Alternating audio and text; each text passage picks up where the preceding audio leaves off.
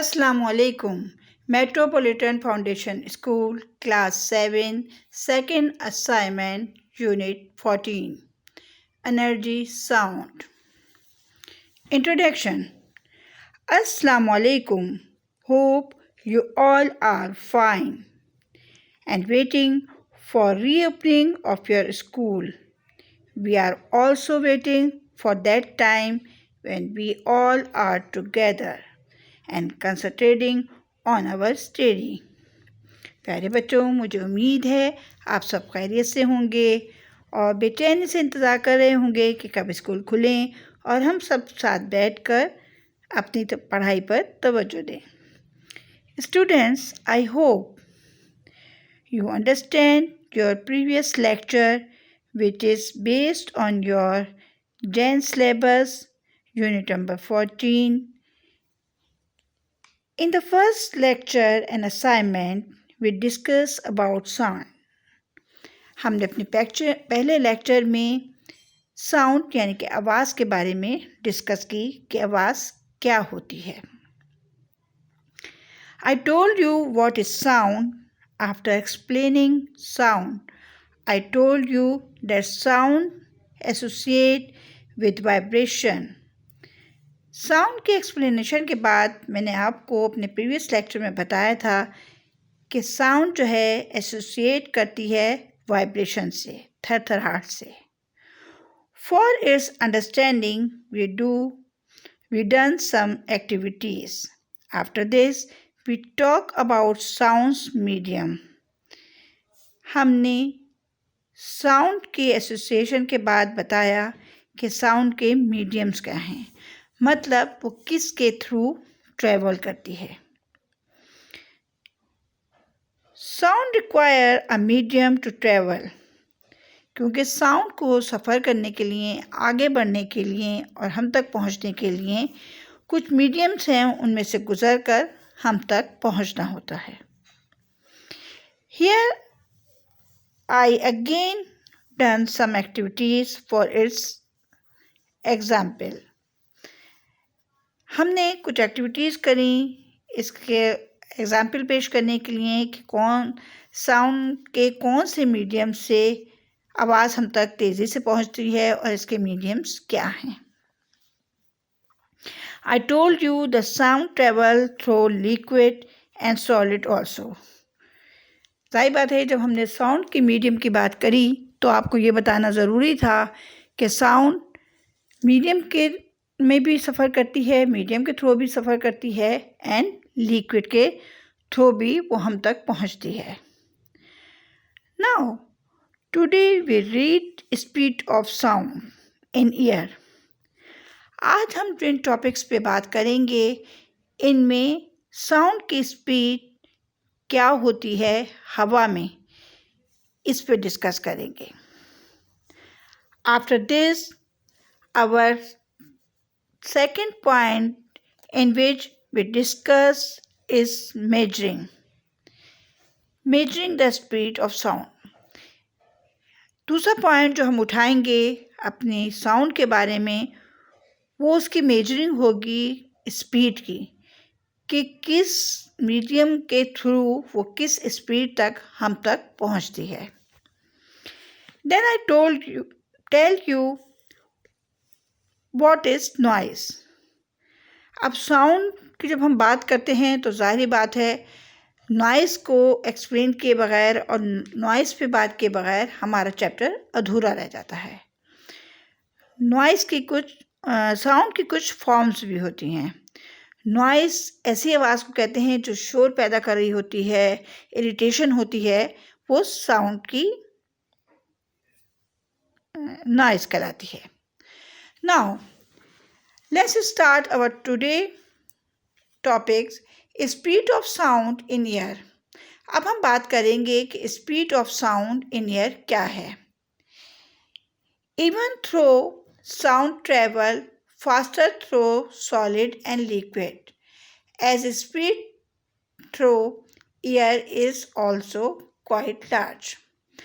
यहाँ हम ये बात करेंगे कि जिस तरह स्पीड सॉलिड और लिक्विड के ज़रिए हम तक पहुँचती है, इसी तरह वो ट्रैवल करती है through air.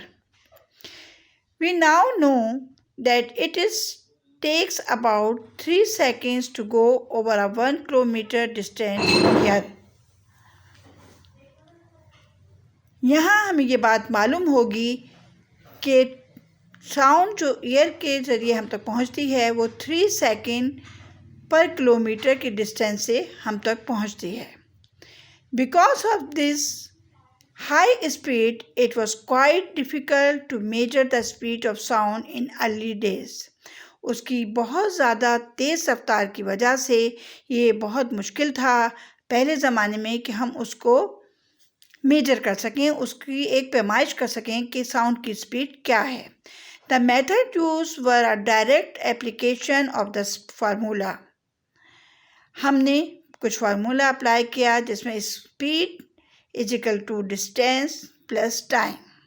To make use of this formula 2 persons were stationed several kilometers apart. When one fired his gun, the other started his stopwatch. At the instant he saw the flare, he would stop it when he heard the sound of the gun. Since lights take particularly no time to travel this distance. हम जब light की बात करते हैं तो वो कुछ भी टाइम नहीं लेती, कोई पर्टिकुलर टाइम नहीं लेती हम तक पहुंचने के लिए, वो फ़ौरन ही हम तक पहुंच जाती है. The observe time interval was taken as the time taken by sound to cover the distance of their separation. लेकिन साउंड को जब हमने मेजर किया तो वो पता चला कि 3 सेकंड में वो पर किलोमीटर पहुंचती है. From this speed of sound could be easily calculate. हमने जब ये फार्मूला अप्लाई किया तो उससे हमने साउंड की कैलकुलेटर यानी कि उसकी स्पीड में क्या है आसानी से कर ली. The value of the speed of the sound found was nearly 330 meter per second through air. हमने साउंड की जो स्पीड थी हवा में उसको जब हमने मेजर किया तो वो क्या निकली 330 metre per second through air. Through water it is as much as about 15 metre per second. और जब हमने यही चीज़ एक्सपेरिमेंट की इन द वाटर तो ये क्या हुई 1500 metre per second. While through steel it is a high as 5000 to 6000. और जब स्टील के थ्रू ये हम तक पहुंची, इसने ट्रेवल किया तो उसकी स्पीड क्या थी 5000 to 6000 metre per second. The fact that sound can be heard in water so rapidly is very important to the creatures in the sea. अब इसी बात जाहिर हो गई है कि साउंड जो है पर मीटर के हिसाब से जो हम तक तेज़ी से पहुंचती है वो वाटर के ज़रिए होती है. और ये क्रीचर्स जो समंदर के अंदर होते हैं बहुत ज़्यादा इम्पॉर्टेंट रखती है. Now, we talk about measuring the speed of sound. हम यहाँ पर साउंड की मेजरिंग करेंगे, उसकी स्पीड की मेजरिंग करेंगे. उसके लिए हम एक एक्टिविटी करते हैं. Let's see what is the activity. You will need a stopwatch. इसके लिए सबसे पहले आपके पास एक स्टॉपवॉच होनी चाहिए. Metre rule 2 block of wood. Metre rule होना चाहिए आपके पास जिससे कि पैमाइश हो सके. और 2 blocks ऑफ वुड 2 लकड़ी के टुकड़े होने चाहिए, ब्लॉक्स होने चाहिए. Measure and then stand 150 metres in front of a wall और बिल्डिंग. अब हमने इसको क्या करना है कि इसको खड़ा कर देना है 150 metres in a front of a wall, एक दीवार के सामने, और बिल्डिंग या भी किसी भी बिल्डिंग के सामने. Your partner should start the stopwatch as you clip the block together. अब जाहिर बात है कि जब हम कोई भी एक्टिविटी कर रहे होते हैं तो उसमें हमें अकेला तो हम काम नहीं कर सकते, हमें किसी ना किसी पार्टनर की ज़रूरत होती है। तो इसके लिए ये क्या होगा कि एक आपका पार्टनर स्टॉप वॉच लेके खड़ा होगा और जब आप क्लैप द ब्लॉक टुगेदर, जब आप दो क्या कहते हैं लकड़ी के टुकड़ों को आपस में टकराएंगे तो जो उससे आवाज़ पैदा होगी उसके बारे में आप देखें क्या रिजल्ट निकलता है। Keep clapping the block together for 30 times. अब आपको क्या करना है, इन ब्लॉक्स को 30 टाइम्स तक आपने क्लैप करना है, यानी कि उनको आपस में टकराना है। सही है।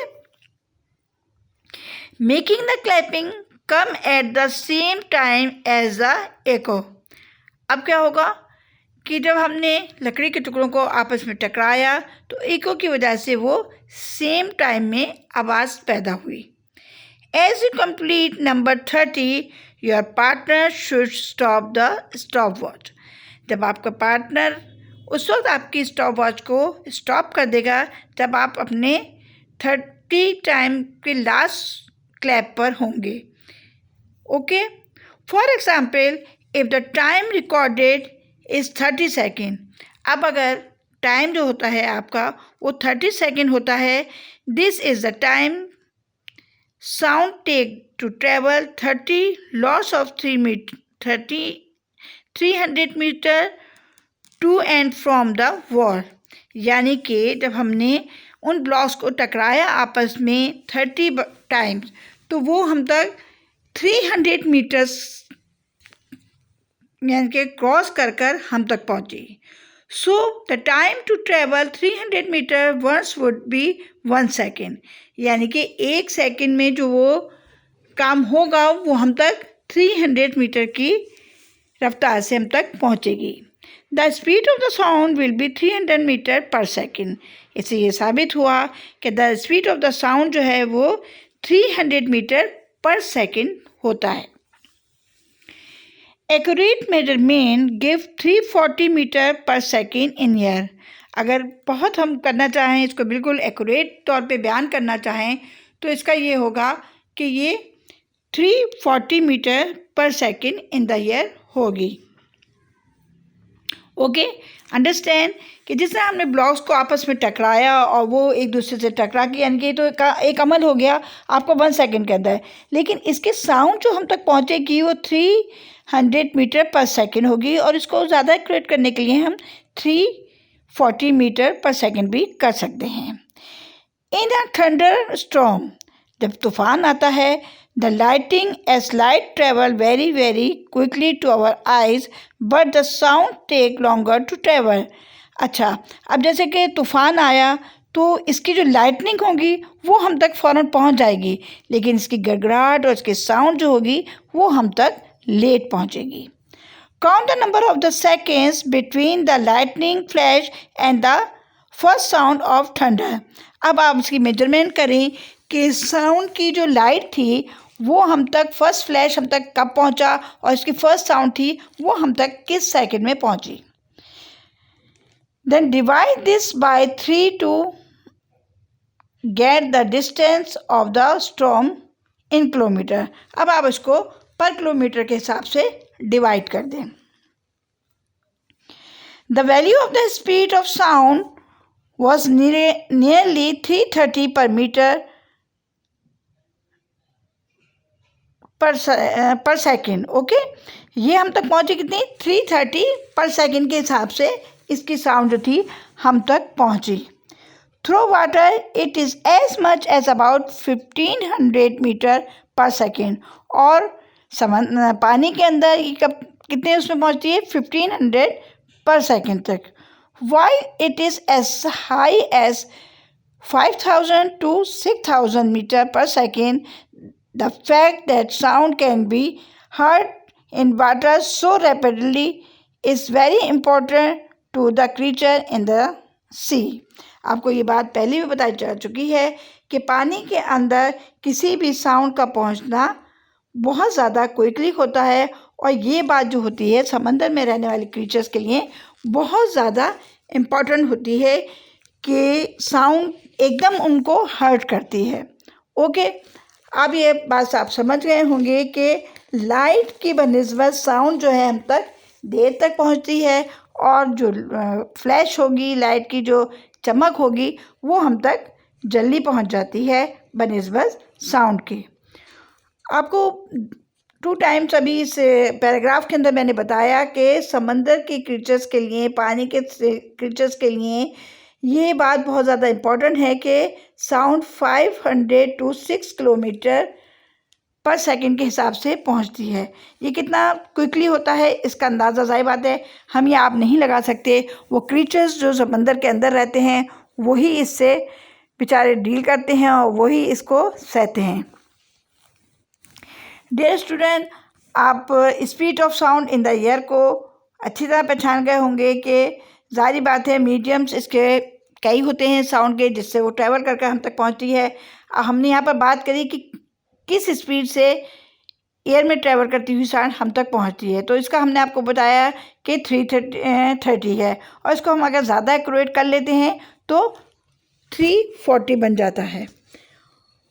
और अगर यही साउंड जो है अगर हम समंदर के अंदर या पानी के अंदर महसूस करें तो ये बहुत ज़्यादा रैपिडली इसकी स्पीड होती है 5000 to 6000 तक होती है, जो कि समंदर के रहने वाले जानवरों, जो सी के अंदर जो जानवर होते हैं उनके लिए बाज़ औक़ात मुज़िर भी साबित होता है।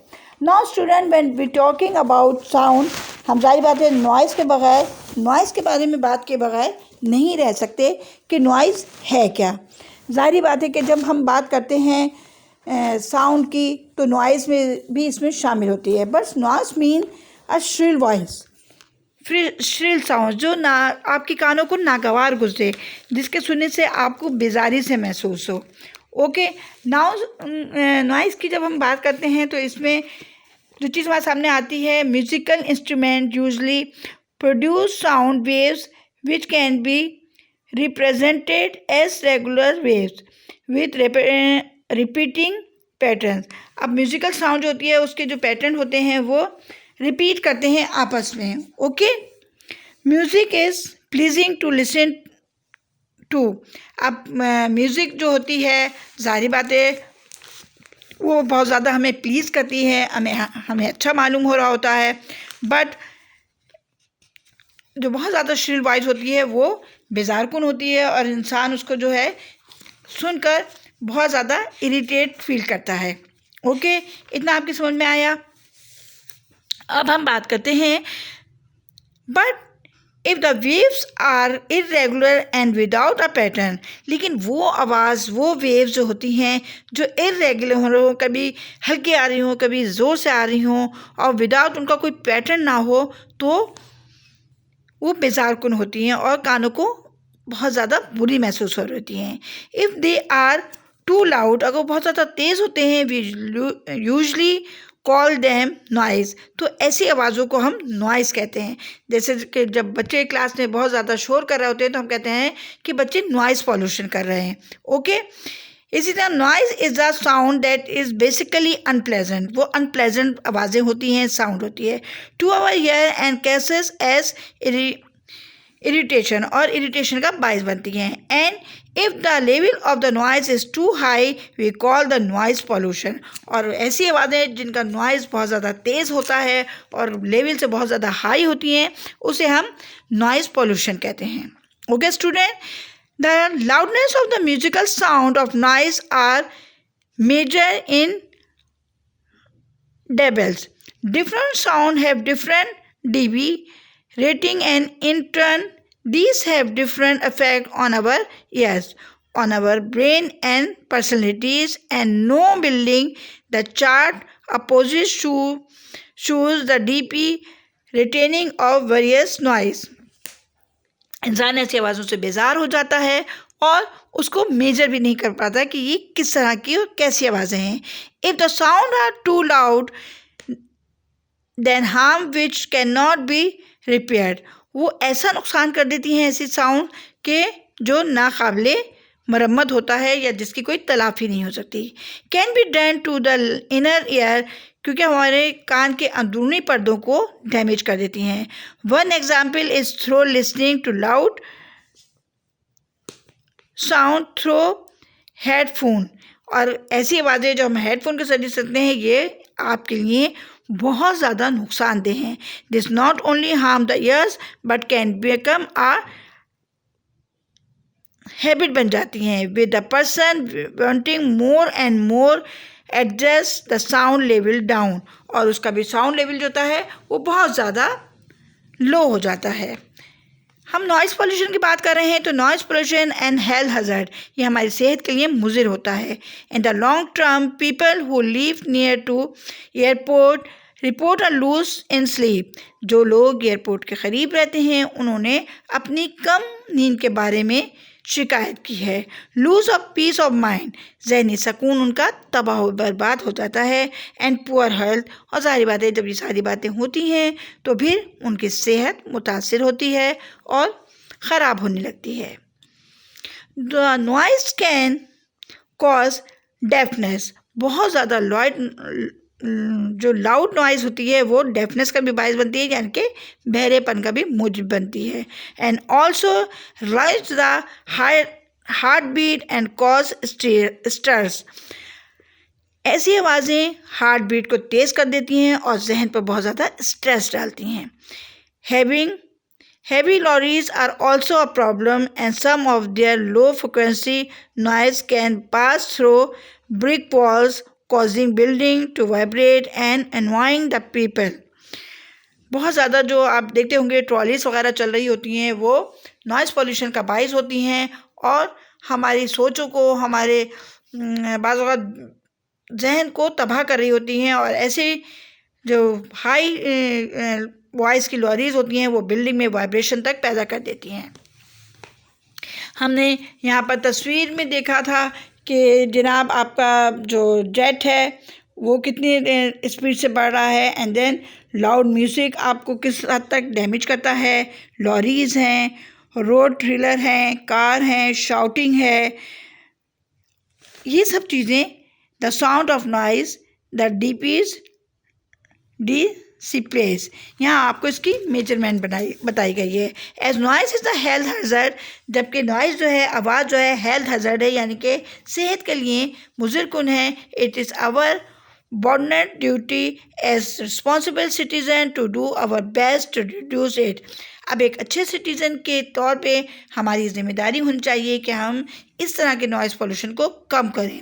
We can take the first step in this direction by vowing that our themselves will not do anything that would increase the average level of noise pollution. अब इसके लिए तो सबसे पहले हमें अपनी ज़ात को देखना है कि हम कोई भी ऐसा काम ना करें जिससे कि नॉइज़ पोल्यूशन हो और इंसान की सेहत तबाह हो। Now student come to our today assignment. I am giving you exercise number B, filling the blanks.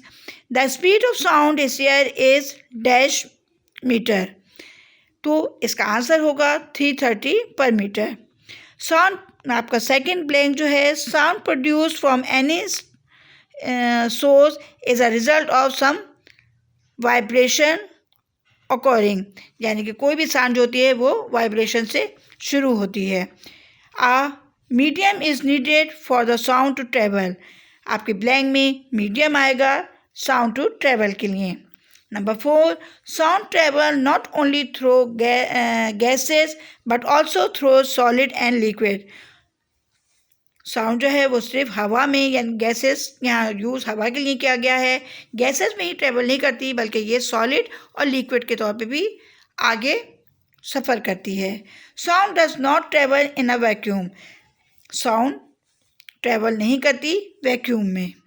Now our second assignment is exercise number C, right true and false.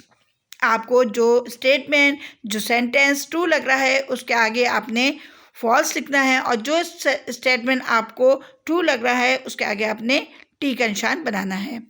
Sound travel the faster through liquid than in solid. कि आपको बता रहे हैं कि sound travel करती है liquid में ज़्यादा तेज़ी से देन इन सॉलिड। ये आपका फॉल्स है। साउंड कैन, सेकेंड वन है आपका sound can be produce by the vibration of a solid object only. ये आपको कह रहे हैं कि साउंड जो है सिर्फ सॉलिड ऑब्जेक्ट में ही ट्रेवल करती है। This sentence is totally wrong, so you tick your false. Third one है आपका sound does not need a medium to travel. Sound का ये बता रहे हैं किसी मीडियम की ज़रूरत नहीं होती ट्रेवल करने के लिए। This is also a wrong sentence, so you tick the false. Your fourth statement is sound waves travel faster than light waves. कह रहे हैं साउंड वेव जो है वो ज़्यादा तेज़ी से सफ़र करती हैं बनस्बत के लाइट के। This is also a wrong answer, so you tick the false. Sound waves travel faster in solid than in air. This is true, so you tick the true. Now student, come to your question answer. I give you here question number 5. What is noise? State the harmful effect of noise on. आपको बताना है कि noise क्या है और ये किस तरह हार्मफुल है। Noise is a sound. Noise क्या है? वो साउंड है दैट इज़ बेसिकली अनप्लेजेंट, जो कि अनप्लेजेंट है टू आवर ईयर्स, हमारे कानों के लिए। एंड कॉज अस इरिटेशन, और हमें झुंझलाहट पैदा करती है, हमारी झुंझलाहट का बाइस होती है। And if the level of the noise is too high, अगर आवाज़ का तनासुर जो है बहुत ज़्यादा हाई हो जाए, वी कॉल इट नॉइज़, तो हम उसे नॉइज़ कहते हैं, यानी कि शोर कहते हैं, noise pollution. In long term people who live near to airport, पहले ज़माने में जब लोग एयरपोर्ट के करीब रहते थे, report a loss in sleep, उन्होंने अपने नींद की कमी की शिकायत करी। Okay, loss of peace of mind, उन्होंने बताया कि उनका जहनी सुकून तबाह है। एंड पुअर हेल्थ, और अपनी ख़राब सेहत की शिकायत करी। The noise can cause deafness, noise जो है वो डेफनेस का भी बात बनती है, यानी कि बहरेपन का भी मूजिब बनती है। And also rise the heart beat, दिल की धड़कन को बहुत ज़्यादा तेज़ कर देती है। एंड कॉज स्ट्रेस, और स्ट्रेस का बायस बनती है। My dear student, this is your 3 assignment जो आपको बहुत अच्छी तरीके से समझा दिया गया है। And I hope there is no any difficulty, और if you have any difficulty you can talk it in your WhatsApp group. My dear student, this is your, I hope this is your last assignment month of Jan. इसके बाद अल्लाह करे कि हम आपस में मिल जाएं। और ज़ाहिर बात है, जब मैं आपको इंस्ट्रक्शन देती हूँ कि आप अपना काम अच्छी तरीके से करें, तो इसका मतलब यही होता है कि आप जब हमारे पास चेकिंग करवाने लाएँ तो हमें कोई मुश्किल ना हो। हम आपको एक्सप्लेनेशन भी देते हैं, आपको वीडियो भी इसीलिए प्रोवाइड की जाती है कि आप बहुत आसानी से अपना वर्क उतार लें। आप इसको, वीडियो में होता है कि ज़ाहिर बात है वीडियो चलती रहती है, तो उसका बेहतरीन तरीका ये होता है बेटा कि अपने असाइनमेंट का आप स्क्रीनशॉट ले लें। जब आप स्क्रीनशॉट ले लेंगे तो आपके लिए ईजी होगा कि आप उसको बैक करके दोबारा भी जो वर्ड आपकी समझ में नहीं आया है उसको आप दोबारा देख लें। मैं अपनी इंस्ट्रक्शन में इस बात को दोबारा दोहराऊंगी कि बेटा, आप लोगों ने अब तक अपना विंटर वेकेशन वर्क नहीं लिया है, बहुत बुरी बात है। आप लोग को अपनी पढ़ाई पर तवज्जो देनी चाहिए। जिन बच्चों ने नहीं लिया, काइंडली कम टू स्कूल और जल्द से जल्द अपना विंटर वेकेशन कलेक्ट करें, क्योंकि ज़ाहिरी बात है इसके मार्क्स हैं, और जो ये मार्क्स आपको मिलेंगे that is include in your final result. So don't neglect it and try to get your winter assignment and complete it. My dear student, I hope you all are fine. अपनी सेहत का ख्याल रखें। ज़ाहिर बात है, मेरे जो स्कूल ना खुलने की एक वजह समझ में आती है वो यही है कि बच्चे किसी भी बात को सीरियसली नहीं लेते, और यही डर हमारी गवर्नमेंट को और लोगों को है जो कि स्कूल बंद किए हुए हैं कि जब ये आपस में गैदर होंगे तो कोविड जो है एक हमारे लिए बहुत ही, कहना चाहिए कि पिछले साल से बहुत ज़्यादा हमारी ज़िंदगी को इसने आइसोलेट कर दिया है। हम कहीं आने जाने के काबिल ना रहे हैं, तो ये बच्चों में डेवलप ना हो। सो अगर हम देखेंगे कि हमारे बच्चे मैच्योर हो गए हैं और वो SOPs का ख्याल रख रहे हैं, तो नो डाउट फिर हम और जिस तरह और चीज़ें खुल गई हैं इसी तरह स्कूल भी खोल दिए जाएं ताकि बच्चे अपने आसानी से अपने स्टडीज़ की तरफ तवज्जो दे सकें। क्योंकि बच्चों, जो कुछ नुकसान आपका हो रहा है इसका इजाला मैं नहीं समझती कि मुमकिन है, क्योंकि ये आपके गोल्डन टाइम्स हैं। जो बच्चे इनिशियल क्लासेस में हैं, जो कुछ आगे स्कूल में सीखते हैं, ज़ाहिर बात है वो घर में नहीं सीख सकते। सबसे बड़ी चीज़ जो आप लोग स्कूल आके सीखते हैं वो ज़ाहिर बात है रेगुलेटरी एंड पंक्चुअलिटी है। जब यही दो चीज़ें एक इंसान के अंदर डेवलप नहीं होंगी तो मैं नहीं समझती कि आगे बढ़ना उसके लिए मुमकिन है या भी आगे तरक्की के रास्ते उसके लिए खुले हुए हैं। हमें रेगुलेटरी और पंक्चुअलिटी ही है जो सबसे पहले आगे बढ़ाती है। ज़ाहिर बात है जब हम स्कूल अपने इन टाइम आते हैं और रेगुलर आते हैं तो ही हमारे पास सारा काम होता है और फिर हम आगे अच्छे मार्क्स लेते हैं। इसी तरह जब स्कूल बंद हैं और आपके लिए ये सब प्रोवाइड नहीं हो रही सहूलत, तो फिर आप खुद से अपने ऊपर तवज्जो दें। जो काम आपको दिया जा रहा है उसको आप इन टाइम करके हम तक पहुंचाएं ताकि हम इन टाइम आपको चेक करके दे सकें। My dear student, I again repeat, kindly do your work on time and submit it in your school for the giving